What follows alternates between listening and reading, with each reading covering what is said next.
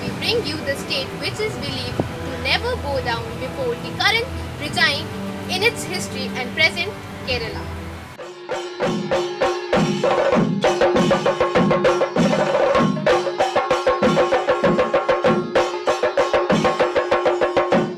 Kerala is a state situated on the tropical Malabar coast of southwestern India, named as one of the 10 paradises of the world.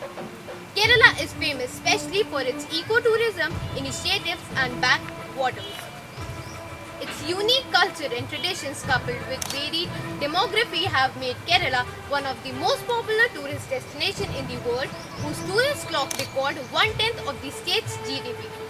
It is the 13th largest Indian state by population, divided into 14 districts, with the capital being Thiruvananthapuram. It has an astonishing sex ratio as considered with the length of India, with 1080 females per 1000 males. The total literacy rate of the state being the highest in the country is 96%. The state government highly spends on areas like primary education, healthcare and poverty reduction. It has the lowest proportion of homeless people in the rural areas. In 2015, it was declared as the first complete digital state by implementing e-governance initiatives. Now, let's swing to political bells. Kerala has a paramount importance in Indian politics. Starting from the days when Vasco da Gama's fleet arrived to Calicut to present, where strong voices howl around the south when there is a coup in the center. The state, known for its spices, has its unique spicy share of politics. Kerala is one of the very few states in the world where communist parties are elected by parliamentary democracy. This representation of two extreme pole system is systematically headed by the CM of the state, Mr. Pinarayi Vijayan, under the governor P. Sathasiva. Kerala is recognized as a state with 140 assemblies and 20 parliamentary constituencies. The Congress-led UDF and the CPI-led LDF are the main political opponents in the state. According to the present electoral roll, the total number of voters in the state is over 2.3 crores. Kerala's high literacy rate is attributed to a high literacy rate among girls.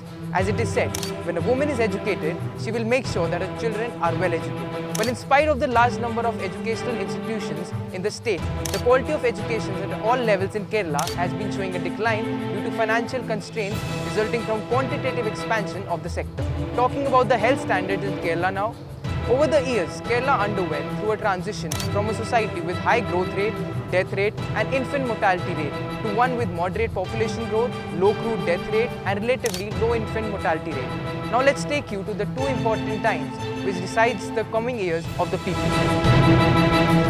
The general election was conducted in Kerala on 10th April 2014. Kerala has a unicameral government with 141 members, where 140 are elected and one is nominated from the Anglo-Indian community of the state.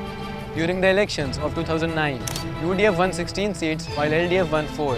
In the elections of 2014, UDF bagged 12 seats whereas LDF won 8 seats. The LDF was launched in March 2014 by the Revolutionary Marxist Party, the Socialist Unity Centre of India and the Marxist Communist Party of India. The UDF imposed gradual prohibition of alcohol from 1st April 2014 at an estimated loss of Rs 1800 crores to the exchequer. The main opposition in Kerala, the CPI-led LDF, had alleged that a fresh liquor license allowed to a bar after it upgraded itself to 5-star status shows the liquor policy doesn't mean much. The 63-page manifesto also promised to continue all development works initiated by the incumbent government under the slogan, Food for all, Housing for all and Health for all. It proposed to set up affordable lunch canteens similar to the Amma Canteen initiative started by Tamil Nadu Chief Minister Jayalalitha. That apart, the manifesto also promised free bicycles to 8 standard girl students and laptops at concessional rates to students in government and aided colleges. Kerala has seen a lot in these 5-year NDA central charge, be it the Sabrimala verdict and what followed, or the worst flood since 2004. It has changed the complete dynamics of the state. 2019 will be a tough heat war and not a cold one.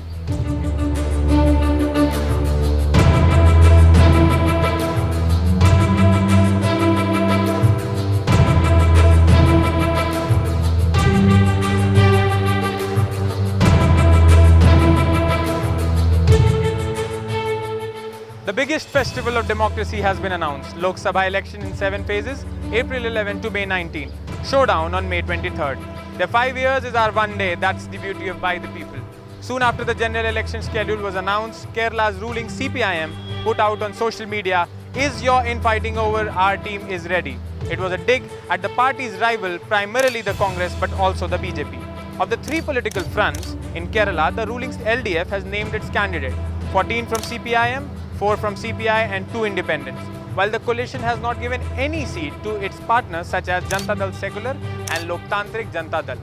The ruling coalition hopes to significantly improve its 2014 tally.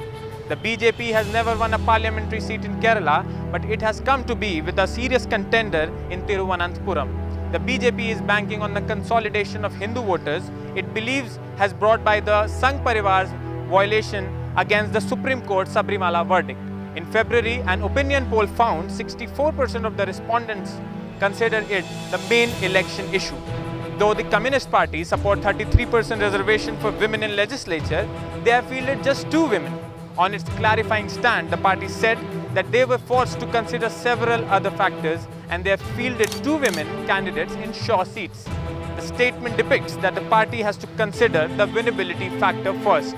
The Congress, which is contesting 16 seats in Kerala, is also finding it difficult to raise the fund domestically as state economy has been crippled by the devastating August floods.